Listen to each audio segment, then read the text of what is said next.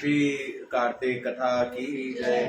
अतः 14वां अध्याय। राजा पृथु ने कहा, हे नारद जी, आप सर्वज्ञता है, अतएव अब आप सनातन वृद्ध तथा सुख समृद्धि देने वाली महाविद्या, महामाया, महामेधा, महास्मृति, महामोह, महादेवी, महाईश्वरीय तथा सर्व ईश्वरीय 14 देवी की उत्पत्ति, इनका व्रत कब और कैसे किया जाए, इसका वर्णन कृपा करके मुझे बताइए।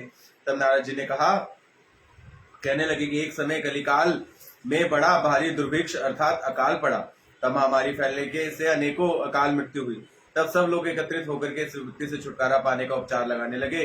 अंत में निश्चय करके कार्तिक कृष्ण सप्तमी को सबने व्रत रखा।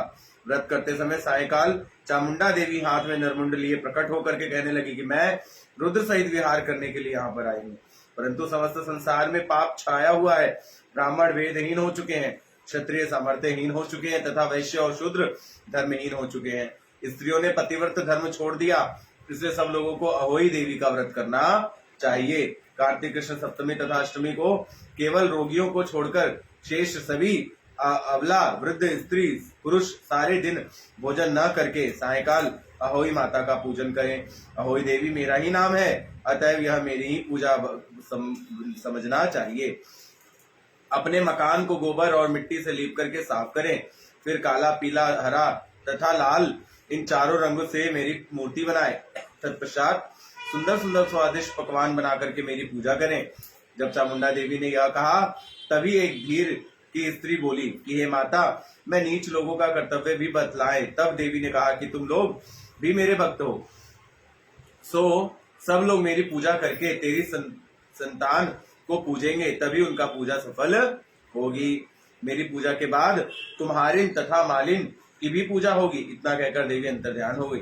नारद जी कहने लगे, हे राजन, इस प्रकार देवी ने कथा सुना करके सब ने व्रत और पूजन किया तो सभी संकट दूर हो गए, सारा संसार सुखी हो गया। तथा राजा पृथु ने नारद जी से पूछा कि हे मुने, कार्तिक मास तथा एकादशी तिथि श्रेष्ठ क्यों मानी गई है?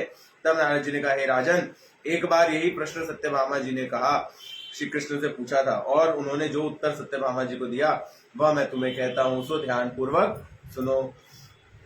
एक समय सत्यभामा जी ने श्री कृष्ण जी से पूछा कि हे प्राणनाथ, जब सभी मास और तिथियां बराबर है, तब कार्तिक मास और एकादशी तिथि उत्तम क्यों मानी गई है? तब श्री कृष्ण जी कहने लगे, हे प्रिय, शंख नामक एक दैत्य समुद्र का पुत्र था। वह दैत्य इतना बलवान था कि इंद्रादि देवता को स्वर्ग से निकालकर उसका स्थान स्वयं ले लिया था। सब लोग उसे भयभीत होकर के अपने बाल बच्चों सहित पर्वतों की कंदराओं में चले गए थे। तब वो दैत्य सोचने लगे कि मेरे देवताओं का स्थान तो ले लिया, लेकिन वह नहीं ले पाया जो सो ऐसा प्रतीत होते ही कि वेद मंत्रों से बलशाली है, अतएव मंत्रों सहित वेदों को हर लेता हूँ। जब उसने ऐसा विचार किया तो वेद डरकर समुद्र में चले गए, और तब ब्राह्मण आदि सभी देवता संसार को वेदहीन समझ भगवान विष्णु की शरण में आए, और उन्होंने उनके लिए गीत वाद आदि क्रियाओं की भगवान के लिए जगाने पर आवाहन, आसन, अर्घ्य, आचमन, स्नान, पाद, वस्त्र, यज्ञोपवीत, चंदन, पुष्प, धूप, दीप, नैवेद्य, तांबुल, पान, प्रदक्षिणा तथा दक्षिणा, नमस्कार, षोडशोपचार से पूजन किया। तब विष्णु भगवान प्रसन्न होकर के दैत्यों से कहने लगे कि हे देवताओं, तुम अत्यंत प्रसन्न हो, मैं अत्यंत प्रसन्न हूं, अतएव शंख सुर आदि दैत्यों को मारकर मैं चारों वेदों को शीघ्र ही ले आऊंगा। परंतु आज से वेद बीज मंत्रों सहित कार्तिक मास में जल से निवास करेंगे। अतएव कार्तिक के महीने में जो कोई जल में स्नान करेगा उसको यज्ञ के समान फल प्राप्त होगा और उसके समस्त विघ्न दूर हो जाएंगे। हे देवताओं, आज एकादशी के दिन आप सभी मुझे जगाया है, इसलिए सभी तिथियों में एकादशी की मान्यता अधिक होगी। वस्तुतः कार्तिक तथा एकादशी का व्रत मुझे अत्यंत प्रिय है। नारद जी कहने लगे, हे राजन, इतना कहकर भगवान मछली का रूप धारण करके विंध्याचल में निवास कर रहे कश्यप जी की अंजलि में आ गए। कश्यप जी ने उनको अपने कमंडल में डाला। जब कमंडल भर गया तब उन्होंने मत्स्य रूप होकर के भगवान कहने लगे कि हमको कोई बड़ा स्थान दो। तब कश्यप जी ने घड़ा दिया, घड़ा भी भर गया, उन्होंने कुएं में छोड़ दिया, परंतु भगवान धीरे धीरे बढ़ते रहे। तत्पश्चात कश्यप जी ने उन्हें समुद्र में डाल दिया।